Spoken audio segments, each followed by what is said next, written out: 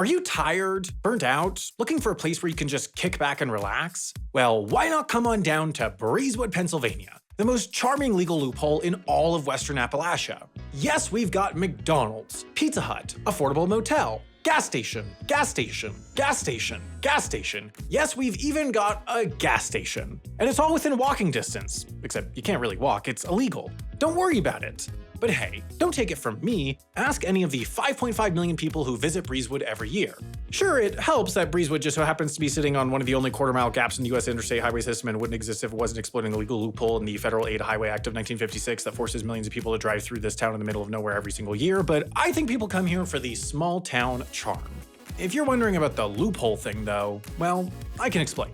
Breezewood was born at the intersection of two of the most important roads in America, both built at different times and for different reasons, but they just so happened to converge here, a random valley in the middle of western Pennsylvania.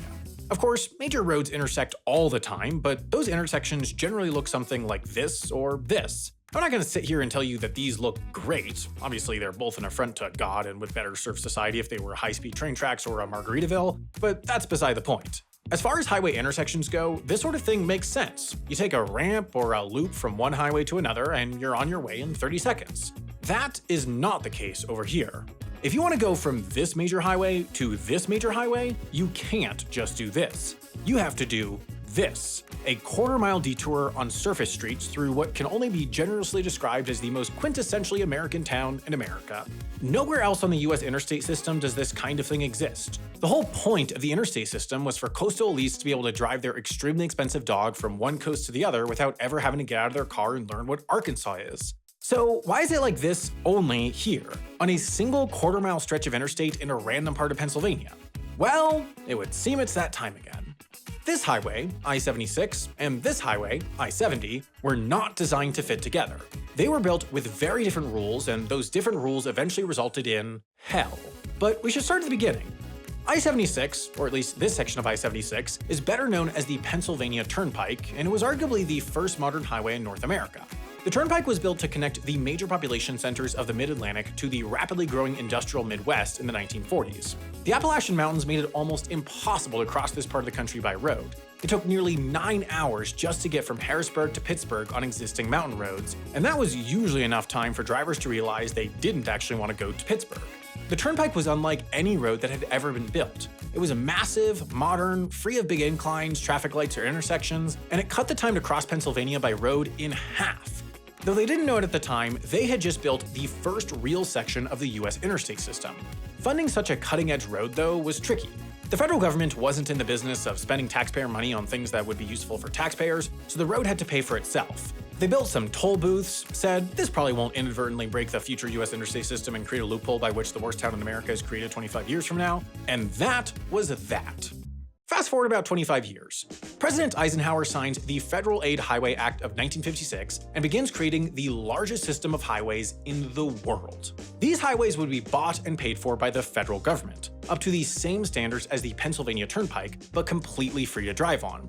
One such highway would be I-70 on a route running all the way from Maryland to Utah. Now, the good news was that the turnpike already covered a long stretch of this route through Pennsylvania and could basically just be used as I-70 for that section of highway. The bad news is that the turnpike was still collecting tolls, so you'd be driving along this supposedly free new highway in Eisenhower's communist America, and all of a sudden a teenager sitting in a box would tell you that you owed the state of Pennsylvania 26 of your hard-earned dollars. Not exactly the glorious vision Eisenhower had in mind. The federal government gave Pennsylvania two options. They could either stop collecting tolls and let people use the road for free, or they had to give drivers the option to get off I-70 and onto another free road instead of being forced onto the section of highway that would have tolls. They chose the second option.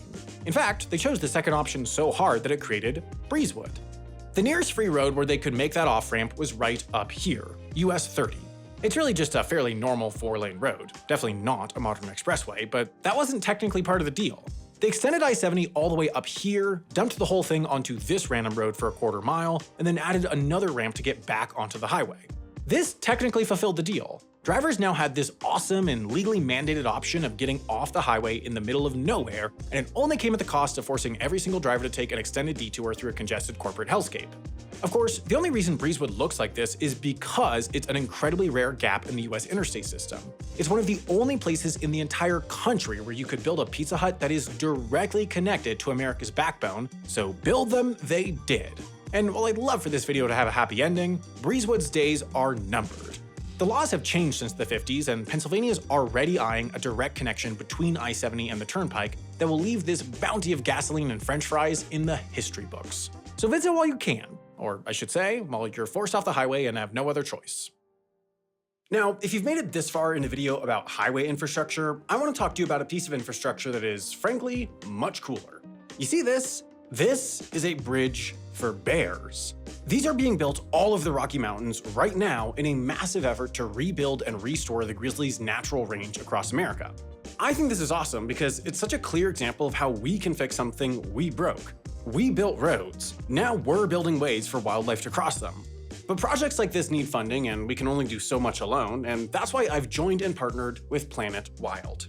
Planet Wild is a community-based nature protection organization that includes myself and more than 20,000 members. Every month, we as a community fund missions to restore ecosystems and protect species. You can think of it as crowdfunding for nature. They document all their work in videos on YouTube so we can see what our money has achieved. One of those missions, Mission 36, is focused on reconnecting the American wild with these amazing wildlife bridges. I love knowing that my membership is just part of a massive community of people who want to make a big impact on conservation and nature protection, and how their model really takes advantage of the power of the masses. If you want to join a growing community that's passionate about making a difference in nature, please consider joining Planet Wild today. You can join for whatever amount you want, there's nothing too big or too small, and for the first 100 people who sign up using my code HAVE2, I'll pay for your first month. To take advantage, scan this QR code or click the link in the description and you'll see your dollars at work here on YouTube within the first 30 days. And there's no catch here, you can cancel anytime. If you want to see them in action, check out their mission in the Rocky Mountains here.